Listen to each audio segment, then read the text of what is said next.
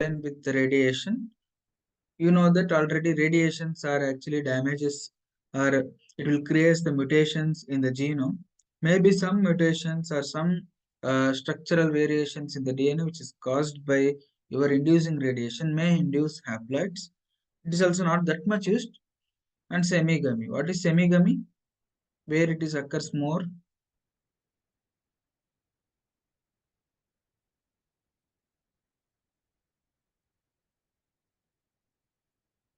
Not read in first BD Singh chapters, fertilization mechanisms. What is semigamy? It mainly occurs in cotton.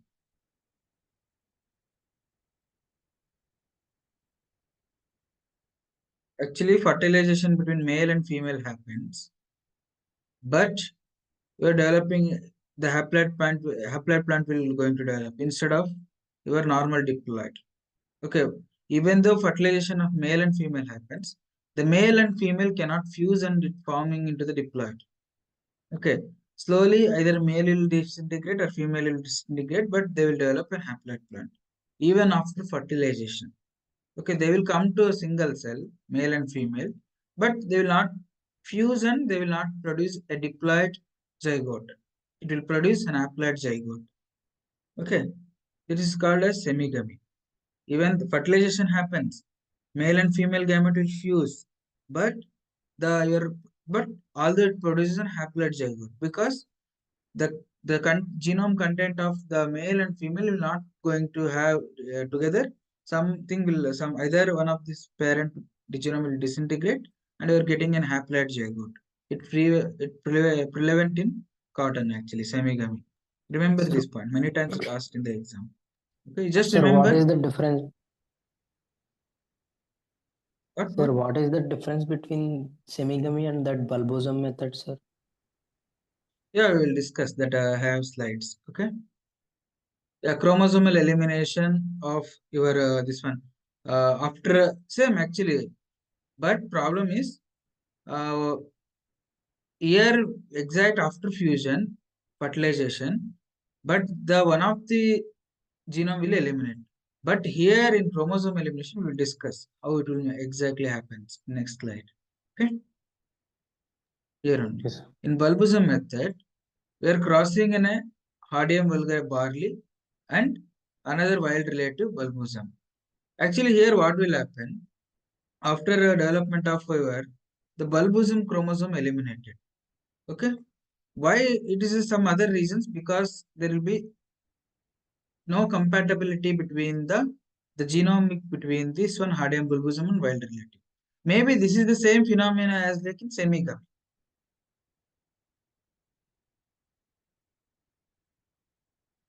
But exact phenomena we don't know in semigamy. Why it exactly uh, only one of the one of the gamete will be residue, even though after fertilization, why it couldn't able to together and producing diploid?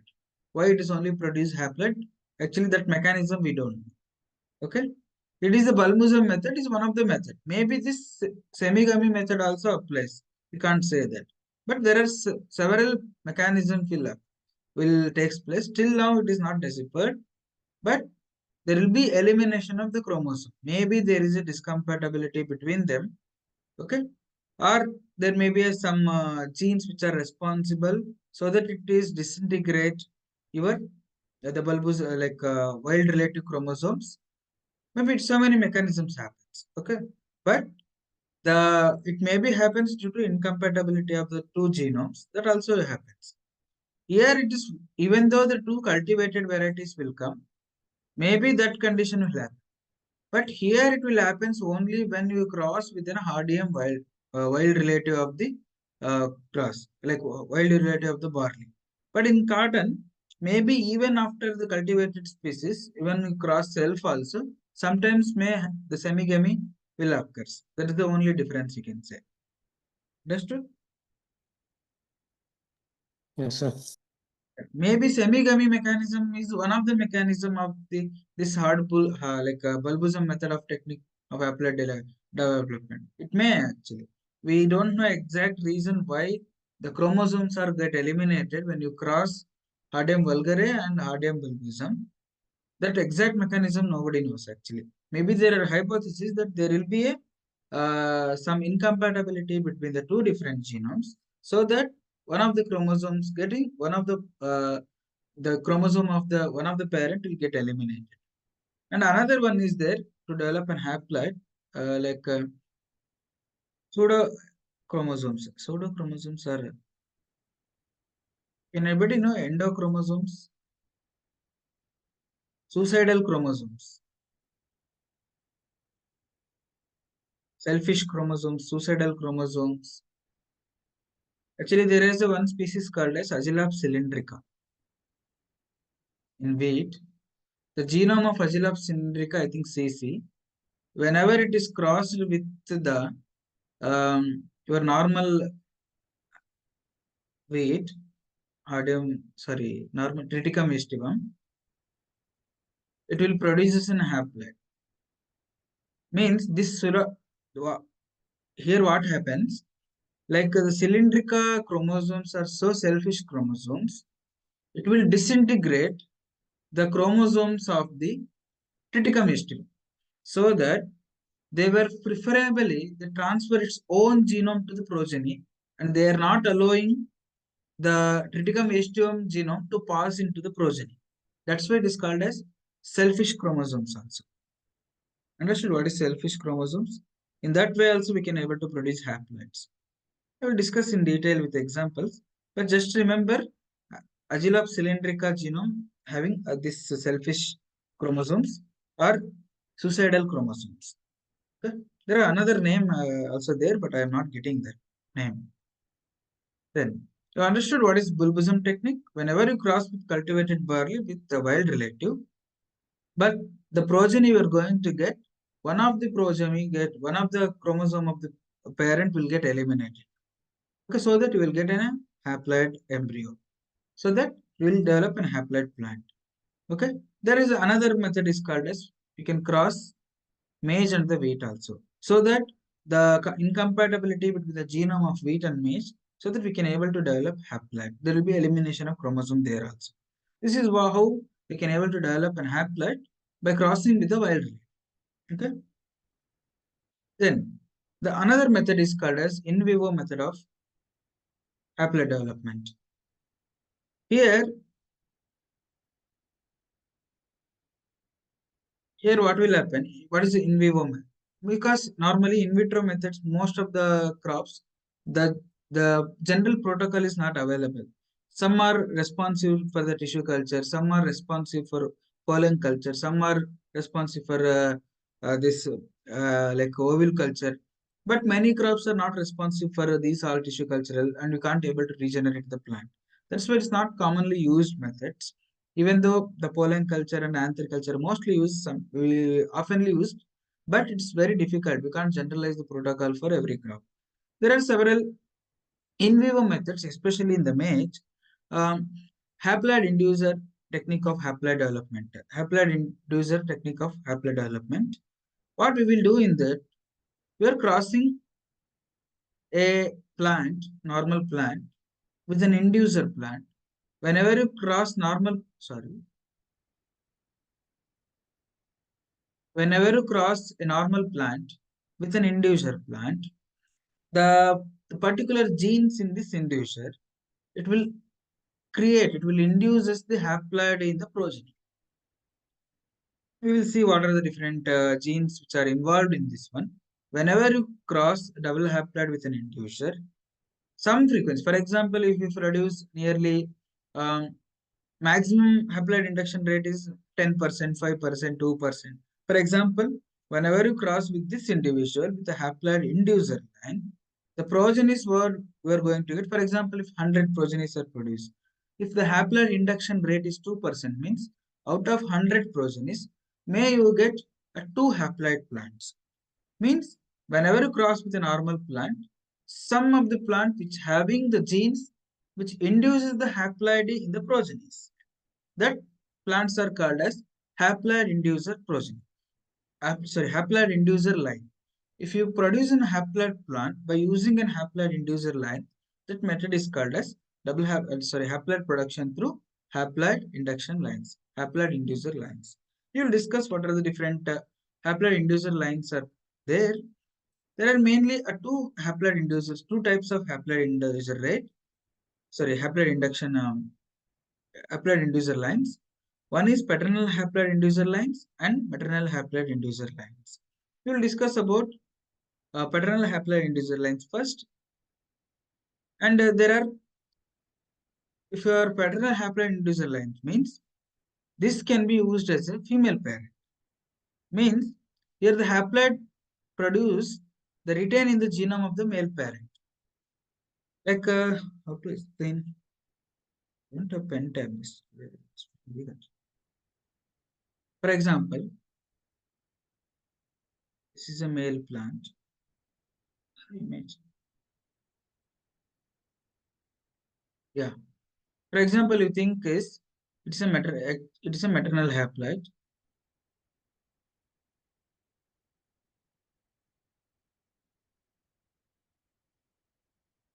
What is maternal haploid means? The haploid progeny what we are going to get having the genome from the maternal parent means mother parent. Paternal haploid means the haploid progeny you are going to get the progeny, they having the genome of only paternal parent. Understood what is maternal haploid and paternal haploid? Yes, sir. Means the haploid which are going to produce having the genome from the mother plant only means maternal haploid. If the progeny is having the genome of only paternal parent means paternal haploid. But how to produce it? If you want to produce a paternal haploid, you should use the inducer line as female. Then, if you want to produce a maternal haploid, then you have to use the haploid inducer line as male or female. Male, sir. Yeah, because the inducer not pass the genome to the your progeny. Means you want to develop a maternal haploid means opposite you have to use. For example, you want to develop maternal haploid means you have to induce her as a male. If you want to develop paternal haploid, then you have to induce her as a Female. female. Okay, understood? This is very easy concept. Okay, first you should know what is maternal haploid and paternal haploid. Then you should use exactly opposite sex as a inducer line. Want to develop maternal haploid? Then use your haploid inducer line as a male parent. If you want to do paternal haploid, use inducer line as a female parent. Okay, understood? What is maternal haploid? What is paternal haploid? And Yes. whenever you want to develop a maternal haploid, inducer used as female or male. Whenever you want to develop a paternal haploid, inducer is a male or female. Okay, now you understood concept of what is maternal haploid, paternal haploid, Yes, and sir. how to which line should be used as a male or female based on the development of this one. Okay, I think you understood. Then means if you are producing a paternal haploids, means the haploid produced which retain the genome of the male parent. Then paternal haploid induction has been achieved through mutation in a specific gene like IG1. Don't remember, it may not going to ask because paternal haploids are not commonly used in the double haploid production. Normally, maternal haploids are most commonly used. Why we will discuss? There are several problems in the paternal plant because paternal induction tends to lower haploid induction rate. Means, for example, after crossing, you may getting 100 progenies. Out of 100 progenies, hardly 2 to 3 plants you are going to get as a haploid. That's a very low frequency of haploid generation. That's why maybe there are several genetic reasons. That's because of that one. Maybe you are getting a low frequency of the haploids. Maybe there is anomalies of resulting haploid like whenever because you have in maternal haploid, what will happen? In paternal haploid, what will happen? The entire cytoplasm is from the female parent. Only genome from the male parent. There may be an interaction between the nuclear genome and the cytoplasm. Maybe if their interaction may lead to sterility also. Okay, that's why there is anomalies between the genome of the cytoplasm and the genome of your nucleus. If you are producing a paternal haploid, that's why you may get a sterility. Understood why the paternal haploids are that much famous? You know that normally if you are using anything, the cytoplasm donor is from male or female? Female. Female only. But you want to retain only paternal genome in the progeny. Definitely the cytoplasm from the mother and your haploid nuclear from the father. There may be the negative interaction between them. There may be some incompatibility between the two different genome. There may be chance of sterility.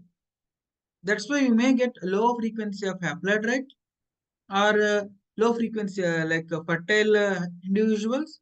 That's why these are the problems you are going to get when you are developing a paternal haploid. Understood what is paternal haploid? How to develop it? What is the disadvantages? Any doubts regarding it? No, sir. Actually, if Penta would have there, it will be a very excellent. Sir, haploids are already sterile, sir, I think. No. All haploids may not be sterile. Something you may get fertile haploid also, but many times it's a sterile. In many times it is sterile, but sometimes the haploid may also fertile. It's not generalized. Some haploids are also fertile in nature sometimes. I'm Okay, sir. telling like after haploid you have to go for double haploid. Means after double haploid it should become fertile. But the paternal haploid having the donor parent of the nuclear genome of the father, but the cytoplasm from the mother. There may be a negative interaction. The double haploid also becomes sterile sometimes because of this negative interaction. That's why the paternal haploid induction, like using of paternal haploids, are very less. Now you understood? Yes, Yeah, sir. as you said, haploid generally sterile, but you can't say that all haploids are sterile. I heard that some haploids are fertile also. You can search in the Google. In some crops, haploids also fertile sometimes. Okay, sir. But even though after you develop a haploid, after doubling the chromosome, it will become fertile sometimes, like all time. But due to negative interaction, because even though if you are aiming to develop a paternal haploid, you want to retain the genome of the male parent, but your cytoplasm genome is from the female. There will be a negative interaction that you may arise some problems while developing the progenies of double haploids. That's why we're not generally paternal haploids are not that much commonly used when compared to maternal haploid. Then maternal haploid means they use as a here the haploid inducer lines used as a male parent to cross with your donor of your double haploid lines. But here you get 8 to 10% of haploid induction rate when compared to paternal. For example, you are producing 100 progeny. Out of that, 8 to 10 progenitors are haploid. Okay, that's why normally maternal haploids are more used. And here there is no problem of there will be interaction of nuclear and cytoplasm because you are retaining only the genome of mother and cytoplasm as usual is the mother side only. Means there is no issues of incompatibility between the nuclear genome and cytoplasm genome. That one disadvantage can be overcome and as well as there will be increase in the frequency of haploid production in the progeny.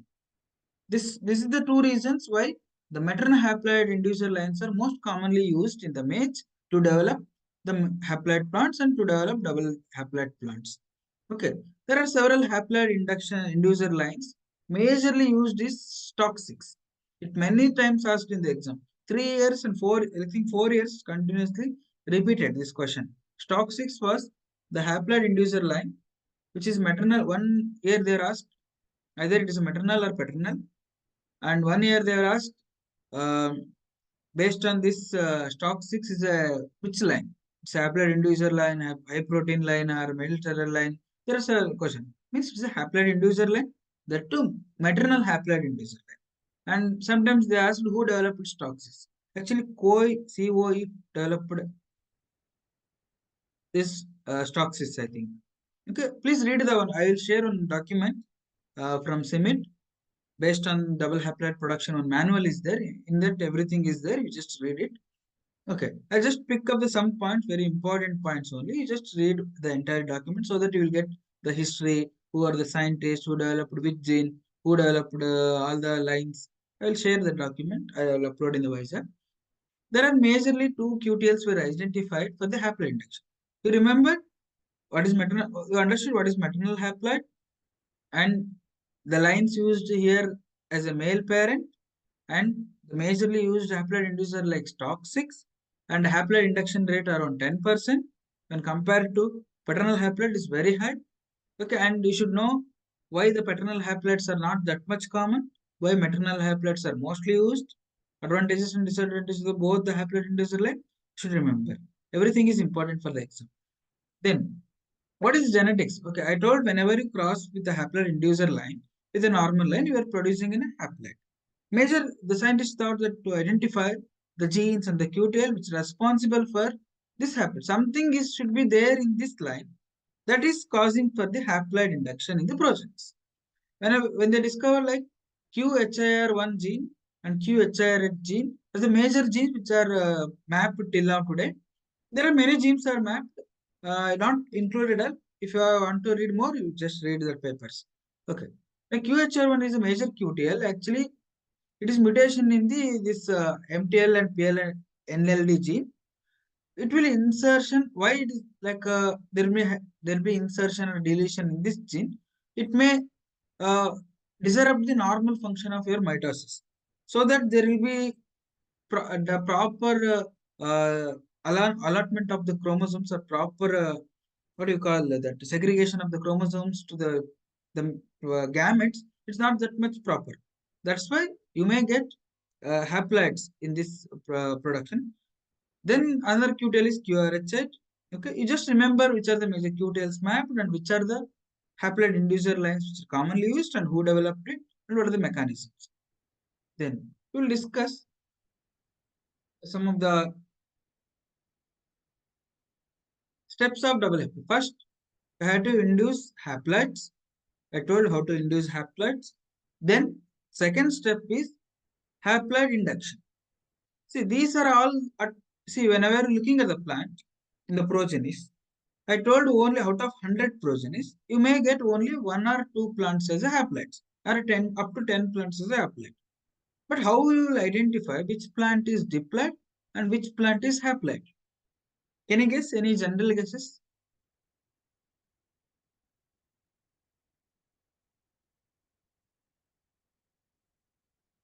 One of the common symptom of haploid plant, phenotypic. It's not as rigor as diploid plant. In field only we can able to distinguish the haploid plants are very weak and they are not that much vigor as diploid plants. Okay, that's why it's very like first method is that. But although even some plants due to fertilizer, due to some environmental factor, maybe your diploid plants also look weak. Then how will you differentiate? There are several markers are available. Several genetic markers are available to identify the haploid plants. That one system majorly used, several systems are there, but majorly used is R1NJ color marker system to identify your haploid. It means that your R1NJ is a dominant gene which produces the purple color in the embryo and the cotyledon. Sorry, embryo in the alera. But whenever it is crosses with a donor parent which having a recessive R1 this marker system, the F1 should be normally the embryo should be, you are getting there will be 3 situations, 4 situations. One is either selfed seeds, which don't have any color. Means it's not crossed, it's just selfed during error, pollination error, it's just selfed, and you will get normal embryo and a normal aileron, which is not colored. This is diploid. Another one is you are having the embryo is purple color, but aileron is layer is normal color. Then another one is both embryo and aileron having the purple color, and this is the embryo which having the purple color, but the aileron, the aileron layer which having the purple color. So this one is aileron. This figure it's very clear. See, the haploid seed is colorless embryo and purple aileron layer. Means here embryo is, you can see in this figure, the embryo is not colored, but the aileron layer is colored. These are your haploid lines. Why it is so? Anybody can tell?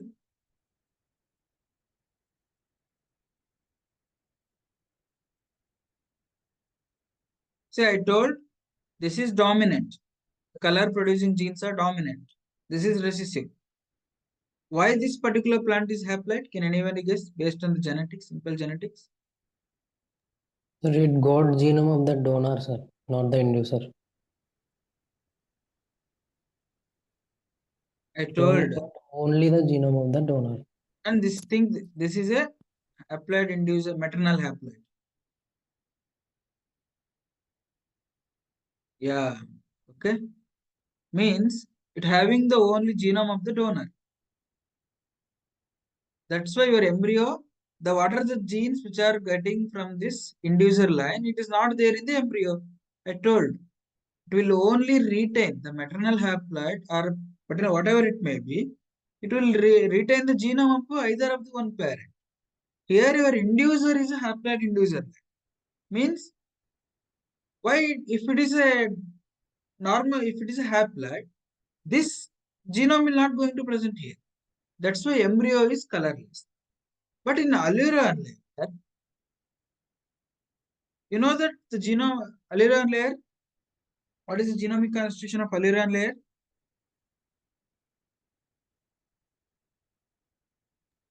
Uh, 3N, sir. Yeah. Here there will be elimination of the chromosome. But in this genome, like here in 3N condition, there will be no elimination. Okay, you are getting the genome of here, the gene from this one, which present here, quote, aileron quote, 3N condition. It will regarded as 3N. But there are another condition where this one is like this one is colored and this one is colorless. Means it will be a lethal.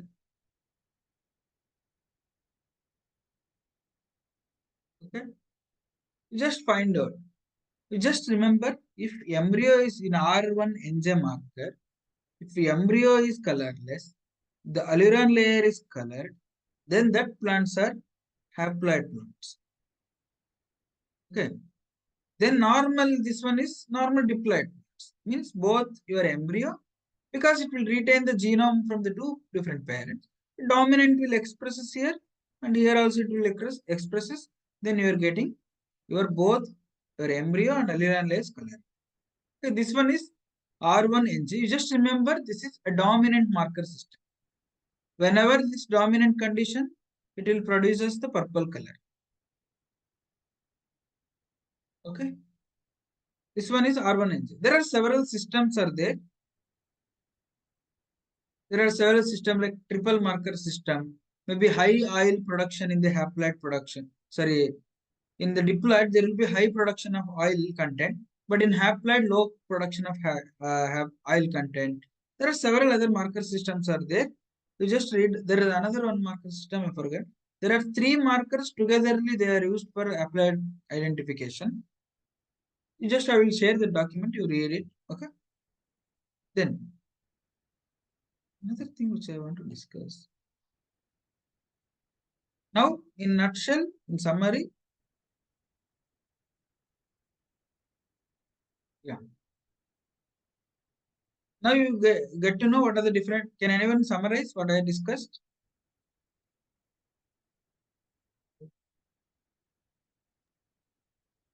The double haploids can be induced by that inducer lines. Yeah. Yeah. This bulbosum method and the semigamy in vitro conditions. Then This in vivo conditions, sir, by inducers. In inducers, we have paternal haploids and maternal haploids. exactly. Then what is paternal haploid? What is maternal haploid? Sir, paternal haploid inducers will induce haploid in females. Inducer should be used as female. Inducer should be used as female. Then the genome will retained as from the male. Male. In maternal haploid, The genome is retained from female, and yeah, the inducer should be used as a male. male. Example for maternal haploid, Stock 6. stock 6. Yeah. COE actually developed COE is spelling is I forgotten. COE developed this one stock 6. And what is the haploid induction rate of stock 6? Stock 6? 8 to 10%. 8 to 10%. What is the markers which are used for this one in the identification of haploid? R1NJ system. R1NJ. It's a recessive or dominant marker system? Dominant marker system.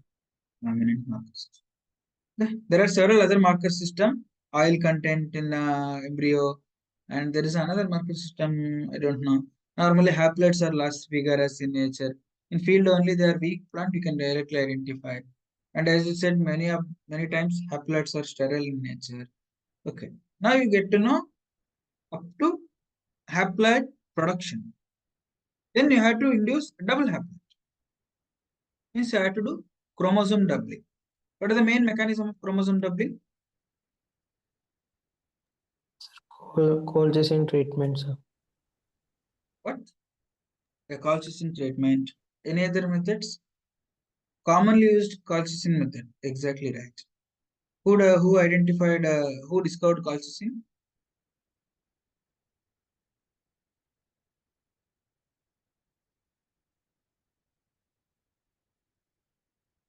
Yeah, I don't know. That's why I'm asking. Even I forgot, sir. Okay, okay. Actually, the scientist names. Actually, as I remember, yeah, I'm not getting. Okay. Who developed colchicine? Actually, developer is one who used that for double haploid action. Another scientist. Okay. So these are the basic points. Actually, it's very, very important. Okay. Even I also forgot. Once I had to see everything. Okay. Chromosome doubling. And there are several methods, not only a colchicine. There will be one method called as endomitosis. C mitosis, endomitosis. Different types of mitosis where you can develop like without there. It's not exactly a mechanism of chromosome doubling in double haploid production. Normally, there you can get instead of uh, like after a haploid production, you just do some C mitosis inducing genes, introduce C mitosis inducing genes. Then there will be a chromosome doubling happens, but it's not used. So don't worry about this. But the most used method is called as treating with colchicine. There is a very nice video actually how they are doing, how they are selecting. The CIMIT has made a video about creation of double hap production. I will share that link. They are showing from field and how they will induce, how they will treat colchicine. In they have separate some setup for treating colchicine. Then how they will, and what condition they have to make, at what concentration you have to create colchicine, and at how you have to dip the seeds for the colchicine treatment. Then after that, how to process that seeds, then how to sow them, then how to identify the embryo based on the color. Everything is detailed. They have made video very nicely. You just watch the video. I will share that link. Okay. Then after that you doubled. Then you have to self them. Okay. Then what are all the plants you're going to get? You just sow them, sow that seeds. Actually, there also you may get lot of like not some many seeds will not germinate also. Only few seeds will going to germinate, and you have to develop that plant. Then flowering will come. Then self that plants. Then you have to maintain the population. Then after getting stability and uniformity, with lines which are showing high uniformity and stability, then you will create a population that can be used for your inbred as a inbred for the your hybrid development. Then these are the steps in nutshell I discussed. Then what are the merits of double haploid technique? Sir, One there is, is some technique called centromere yeah, mediated.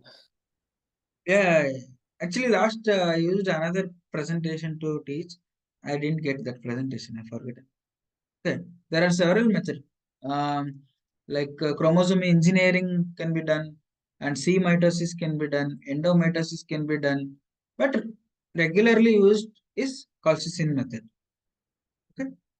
There Okay, are, sir. what you are telling, that chromosome engineering is also done. Another one is what you are discussing. Centromere, CNH3 mutant. What? CNH3 mutant, sir. That is for haploid induction, SNH3. Yeah. Oh, thank you. It is a very, very important SNH3. It is also for haploid induction, and very, very important gene actually. It is also reduces maybe chromosome doubling or haploid induction. Means chromosomal abnormal, like so mitosis abnormalities or meiosis abnormalities, it's caused by this NH3 mutation, and is very, very commonly used in the condition of cytogenetics, and it is identified by Indian scientists actually. I'm not getting recalling his name. Okay. Yeah. Okay. When come to merits of double haploid technique,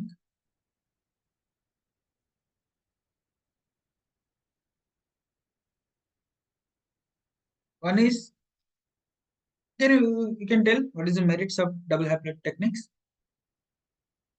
Why we need to develop, why we need to have this much effort to develop an inbred, like the lines which are containing exact copy of the genome? Why we need to develop this one?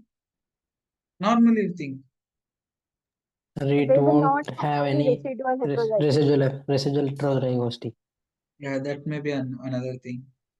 and it won't take time, sir.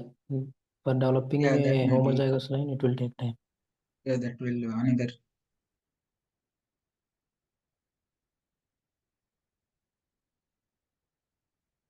We'll see. Okay. Yeah, as you said, you will get 100% homozygosity for the all loci in a one step. Okay, you just whenever you double the chromosome, you will get an inbred. Means all the loci will having homozygous. But in case of normal inbred, which are developed through continuous selfing and sibmating, you may get some heterozygosity from at some loci. It's not like 100% homozygous. Some heterozygosity will be remained. That may cause a problem in hybrid development. Then shortens the time of cultivar release because the time to develop an inbred line is very, very less. Means at least you need a 6 to 7 generation of selfing to develop an inbred. The another method is, here they improve the precision of genetic and mapping studies. Whenever you use this double haploid mapping population, exact copy, the genome is exact copy. Means you are not getting any residual heterozygosity. Maybe the accuracy will be very high. It will properly segregate in 1:1 ratio. Okay, you may get very proper accurate results. Then perfect compiling with the dust criteria for variety protection. Means you are getting 100% homogeneity. Means whatever the genes you are doubling, that only will be removed. There is no like residual heterogeneity. Like there is no segregation. Means you are, for example, you have set some dust criteria. What is dust? Distinct Distinctive. uniqueness, Unique. stability. Yeah. Means these are the distinctionness, uniqueness, and stability. Which are the criteria? Some traits are should be distinct from other varieties, and uniform should be the uniformity should be there, and stability across the environment, and stability across the generation. The trait, particular traits, okay, particular characters. Means if you're having some genes were segregating in nature, then definitely we'll get a variation. So that whenever you are evaluating for these dust characteristics, you may get some errors, or you can say this variety is not fulfilling your dust criteria. But whenever you have a double haploid, because the exact genome is the exact copy of other one, you will get a true inbred. There is all genes which are either in homozygous. There are no single gene is segregating. The meeting this dust criteria is very easy in this condition. Then it is also selected for facilitated for marker selection, and we discussed what is reverse breeding, how double haploid will used in the reverse breeding. We have discussed in detail. Then one, for example, how it shortens, and handling population also greatly reduced. For example, when you are selfing for a single genotype, the number of the individual is 4 power n. For one gene is segregating, how much individuals you are going to get? 4. Yes, 2 means 4. 16. For 10 genes are segregating, nearly 1 lakh. See how like nearly 1 lakh or 10 lakh population you need to handle. But with the same number of genes which are segregating, you are handling only 1024 plants. Because here you no need to evaluate all the 4 lines. Because you're having only a single haploid, you're making into double haploid, only 2 individuals. Either one homozygous, another homozygous.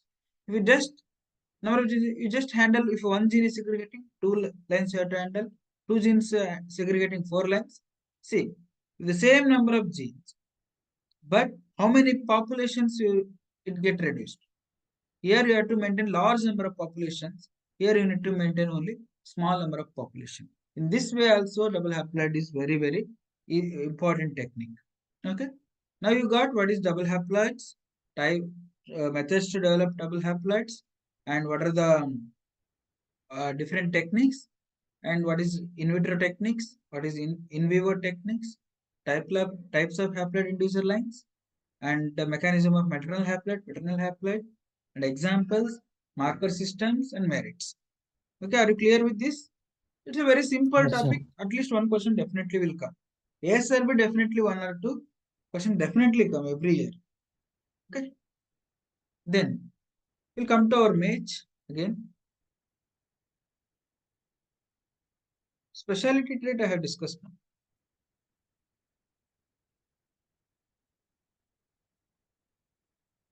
Then what are the CRISPR success in maize, like genome editing technologies? There are reduced phytate content maize are developed by using the mutating the IPK gene or targeting the IPK gene. Then drought tolerant varieties are developed by using by using some like some modifying some genes. There are several these are like by adding things. Some, but you should know which trait they are working towards. Like maize lethal necrosis resistance. You know that disease is not in India.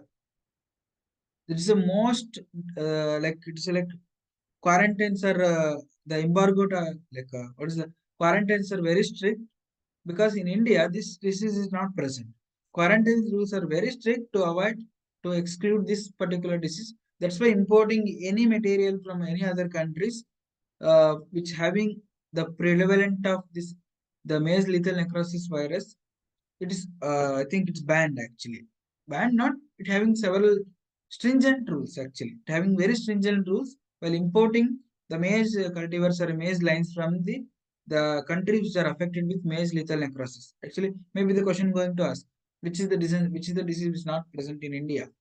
Maize lethal necrosis, but it is very epidemic in some countries. And transgene-free semi-dwarf lines.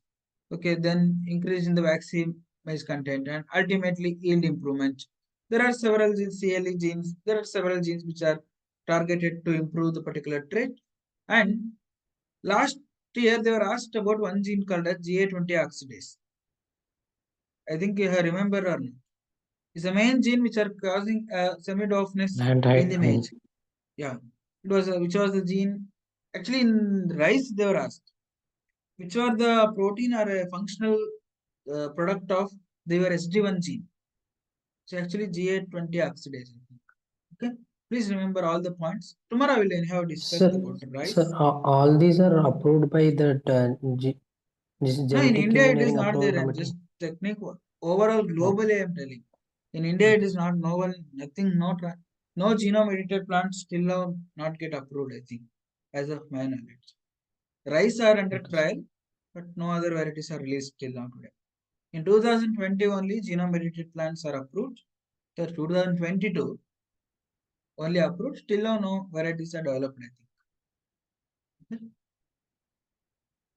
But at least should know the breeding traits actually in which area they are working. Okay. I hope I covered maize in detail. Tomorrow we'll discuss rice and breeding methods for self-pollinated crops. Okay. We Okay, discussed sir. breeding method for cross-pollinated crops, and we discussed open pollen we discussed recurrent selection methods, in that intra-population and inter-population methods, and we have discussed several other methods of population improvements, and we have discussed synthetics, we have discussed composites, we have discussed hybrid breeding, we discussed genetic concept of heterosis, we have discussed so many things. Okay, we have discussed about maize and history of hybrid breeding.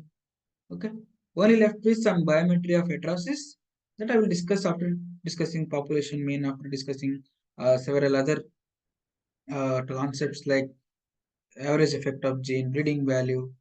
Okay, then only you will get to know what is the biometric of the heterosis. Y is the range of dy square, d is 0 to 0.5, y is 0 to 1. Why this particular range we will discuss in biometrics class. Okay, any doubts? Shall I close? No, Sir, sir. can you please discuss the doubt I asked? Yeah, sorry. Actually, can you repeat your doubt? Sir, actually in magic population, sir, it was written like it is a structureless population. Like in magic population, there is no structure, but still it can be used for both linkage and association mapping. So then, sir, Yeah. without structure, it is used for association mapping. So then, sir, you told like in a random mating population as linkage disequilibrium is 0, so we can't use it in association mapping. So it should be Yeah, used. been told So, random mating method population cannot be used. Maybe I told, but thing you should remember is what is mapping first. Mapping, what is you required? For mapping, what you have required. a suitable marker system mapping population. Okay, then what is the basic? I told basic hypothesis of mapping.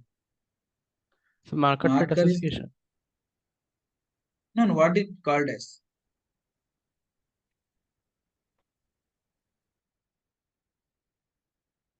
The basic hypothesis is Association between the marker and the traits.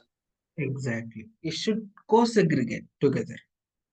Marker genotype and the trait genotype we should co-segregate so that instead of selecting the trait, even though you select the marker genotype, you will get a trait also selected.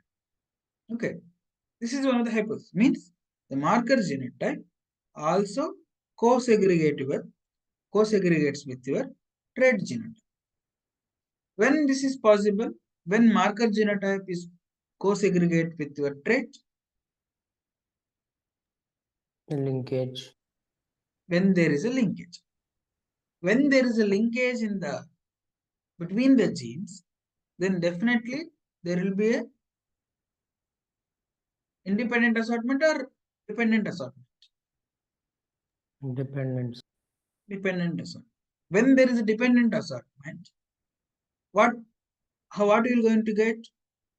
In the there will be random association of gametes possible or not? No, sir. No. Okay. At particular locus between the marker and the trait, when the alleles of this marker and the alleles of this trait will not associate in random. They will associate assortively, non-random. Okay. Because of the linkage. I told in the perfectly random mating population, we think that random mating may be different, but random assortment of the alleles at some locus may not there. We need definitely a linkage. For linkage, at least some structure is desirable actually. If completely they are unstructured, maybe the probability of getting linkage is very, very, very less. That's why in that way I told like structure when the population don't have any structure, theoretically it is not possible. Complete random population, all the genes which are segregating randomly, independent assortment is not possible. Okay. It means that when you look the population as a whole, this the non-random association with particular level is negligible sometimes. For example, in the magic, normally we say there is a reduced structure because of high recombination. But at some low set, there definitely be the linkage. Without linkage, how do you limit? Okay. Yes, sir, my point was same like in random mating populations also it is just hypothetical. We can't get exactly the random mating. So there should be some residual portion of linkage between marker and trait. Yeah, That must be. So that that must means, be sir, there. I was But saying, I sir, told like when it happens, when that theoretical possibility of the linkage between the two genes happens, if you are having a perfect complete random population, how it happens? There is should be some structure in the population. Okay, they are linked. Okay, maybe not structure.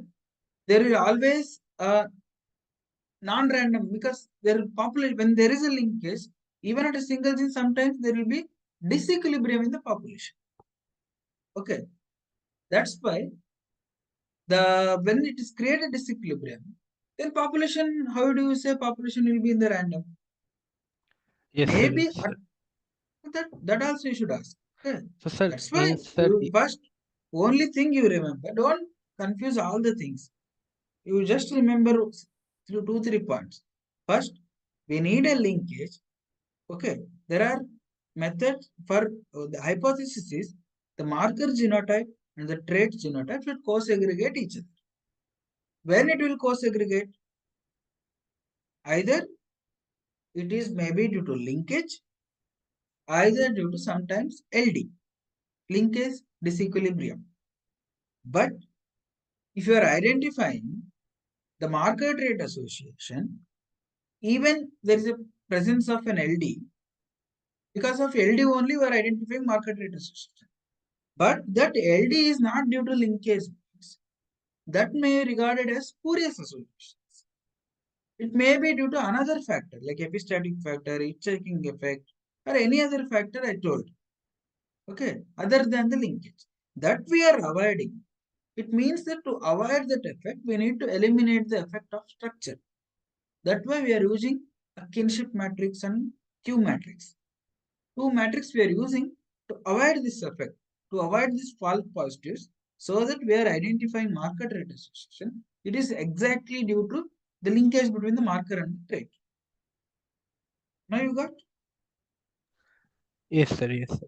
So, sir, if sir statement comes like in random mating population association mapping can be done, so it should be, sir, false or No, true? no, no. What I should? think I maybe it, maybe it possible. You just tried it is a possible because it may possible because at some local definitely will be there. The Okay, linkage sir. will be Okay, sir. there, but in perfect random mapping population, I doubt it. Okay, I sir. have to clarify this. Okay. We can't Okay, sir. use or we can't use. It may be debatable question. Okay. Okay, sir. Thank you so much.